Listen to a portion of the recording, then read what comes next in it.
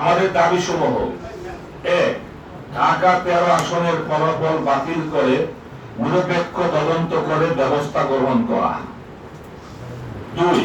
জনাব হায়দার আলীর মৃত্যু সহ ঢাকা 13 আসনের ভোটার নির্বাচনী অনিয়মের বিচার বিভাগীয় তদন্ত।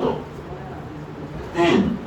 ইব্রাহিম খলিলের উপর হামলার সুষ্ঠু তদন্ত ও দোষীদের দৃষ্টান্তমূলক শাস্তি। ৪. সারা দেশের নির্বাচনী অনিয়ম তদন্তে স্বাধীন কমিশন গঠন।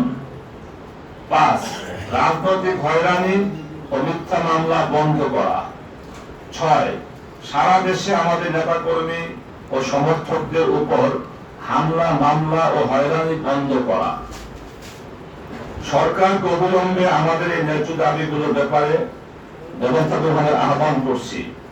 আমরা স্পষ্টভাবে জানাতে চাই, ঢাকা 13 কেবল একটি আসন নয়, এটি জনগণের ভোটাধিকার, ন্যায় বিচার ও গণবিশ্বাসের প্রশ্ন।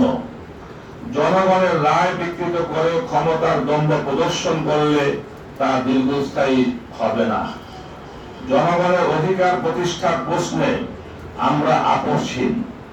তাই জাতীয় সংসদ, আদালত ও রাজপথে কর্মসূচি ঘোষণার মাধ্যমে আমরা আন্দোলনের পথে অগ্রসর হতে বাধ্য হব।